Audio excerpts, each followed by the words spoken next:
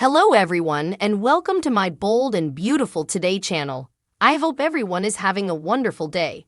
Before we begin, please hit the subscribe button and give this video a thumbs up. Liam's horror show, Watches Hope and Thomas Kiss passionate. Thomas Forrester took a question at the press conference and verified that cooperation was the key to his success with Hope Spencer. After Hope praised Thomas' gift, he said he was just so thankful that Hope participated her vision with him. Brooke Logan spoke about how proud she was of her son and mentioned that Hope's family was cheering her on at home. The journalist sounded interested in the fact that Brooke and Ridge Forrester were at this event together, but Ridge changed the subject by felicitating Steffi Forrester and Carter Walton on all they had fulfilled. After the press conference wrapped up, Ridge told Brooke that he loved Rome and loved her too. Brooke didn't like hearing that Ridge's passion and drive might be going down, but Ridge said they had to stop hurting each other. Although Brooke agreed with that, she also advised that they had to have faith and couldn't let the fire go out. Once Hope changed clothes, Steffi complimented her on the successful fashion exercise. After Steffi said they couldn't have done this without Hope's vision, Hope conceded that their maters weren't getting on and allowed. Perhaps they could do a better job at being musketeers. Steffi said she'd like that and pledged not to keep questioning Hope. Now that Hope had proved she had everything under control, Steffi was going to back off. Thomas met up with Hope after a wardrobe change. Hope admitted she still hadn't heard from Liam Spencer, but Thomas suggested they should concentrate on celebrating. With that in mind, Hope wanted to go for a walk and do some sightseeing. After Hope said they couldn't leave Rome without visiting the Colosseum, Thomas happily agreed to go there with her. On the Spencer spurt, Liam told Bill Spencer that this trip was about Hope, not Thomas. Liam wanted to be there to celebrate his woman and stop doing effects to push Hope down. Once the aeroplane landed and Liam eventually had cell service, Bill advised him not to call Hope and ruin the surprise. When they saw each other Liam felt it would be a moment they'd no way forget. Meanwhile, a woman from the event told Carter, Ridge, and Brooke about the Aventini keyhole. However, you apparently got a regard of your future and your fortune if you looked in the door's keyhole together. Ridge was skeptical, but he agreed to go there with Brooke and Carter. Since Brooke still had to change, she pledged to get directions from the hostel and meet up with them there. Ridge bothered Brooke would get lost, but she promised she wouldn't.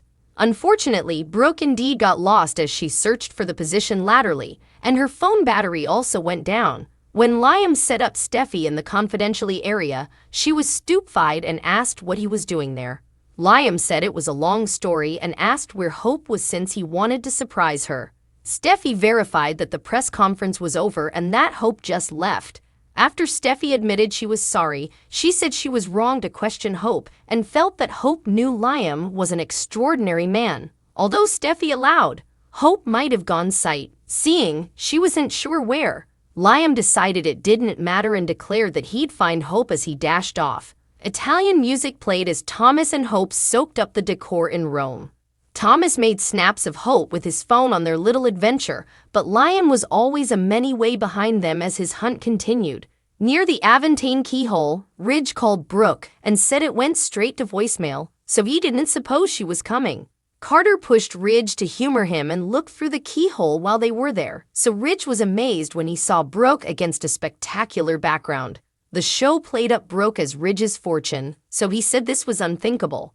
In front of the Colosseum, Thomas talked about the beautiful geography and armature. Once Thomas called Hope beautiful as well. He said this place was so full of history. Thomas felt like they made some history moment too, so Hope peered at him before grabbing his face and pulling him into a kiss. Liam witnessed the whole thing in the distance and looked affrighted over Hope initiating a make-a-stool session with Thomas.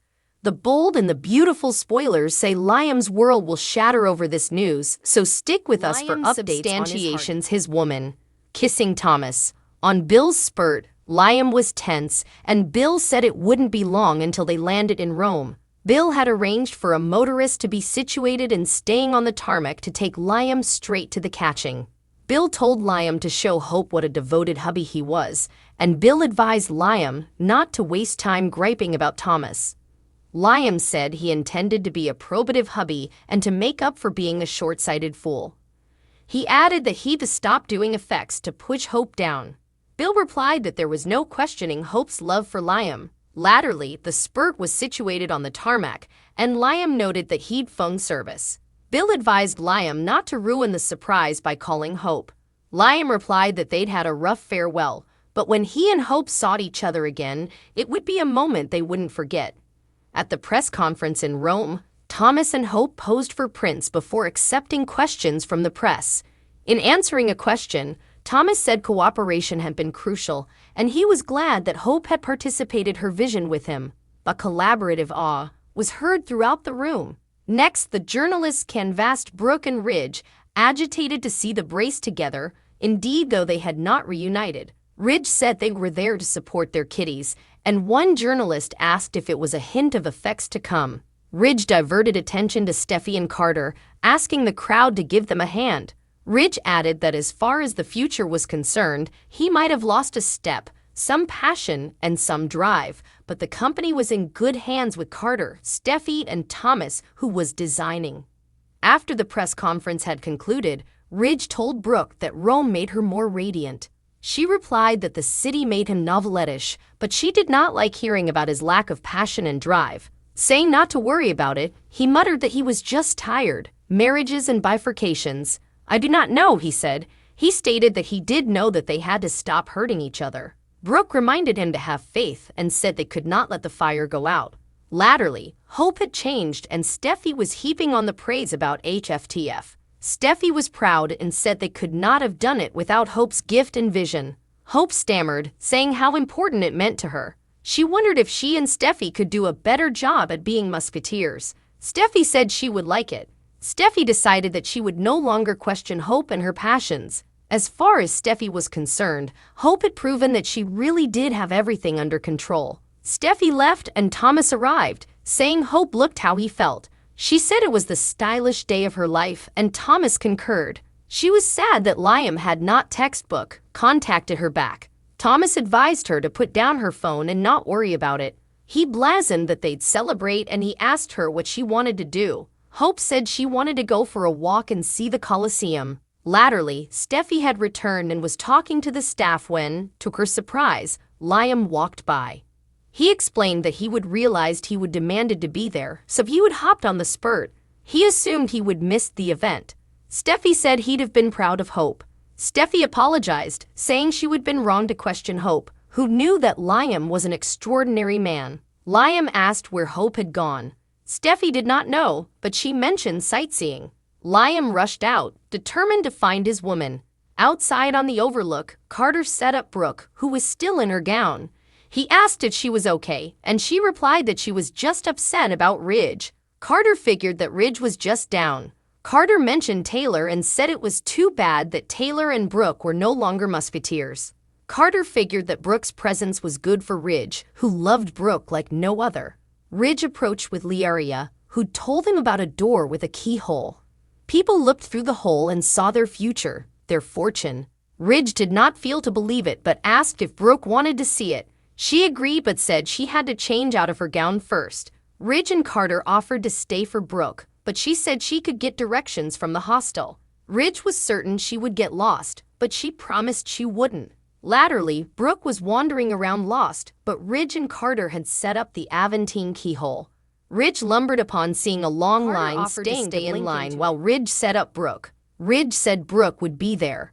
Carter wondered if she would gotten lost, and Ridge hoped not. Ridge and Carter made it to the front of the line and Ridge, getting Brooke's voicemail, wondered if she would decided not to join them. Carter gazed through the keyhole and saw the Vatican. Calling it inconceivable, he prompted Ridge to take a look. Ridge said it was a hole in a door and he was good. Carter stated that through the keyhole was verity, riddle, and the meaning of life. "Would you stop being grumpy and take a look?" Carter asked. Ridge looked, but all he saw was the Vatican. Carter prompted Ridge to really take a look. Ridge took off his sunglasses and gazed through the hole again. At that veritably moment, the lost Brooke wandered into his line of sight. "It's unthinkable," Ridge said. While Hope and Thomas voyaged Rome, an upbeat song played over the scene. They laughed and took filmland as Liam trolled the Megacity in hunt of his woman, one stint point behind Thomas and Hope. Thomas and Hope made it to the Colosseum. He said it had been there thousands of times, and she added the world had changed around it. Thomas began talking about how impressed he was by what Hope had done that day. He said it was each so beautiful. The geography, the armature, you. He stated that he and Hope had made history that day. Hope peered at him, and he beamed. Below Thomas and Hope, Liam wandered around looking for her. He glanced up and saw Hope and Thomas standing by a rail. He was about to call out to her when he saw Hope suddenly grasp Thomas' face and pull him in for a long kiss. Liam watched as the two embraced, continuing to kiss each other again and again.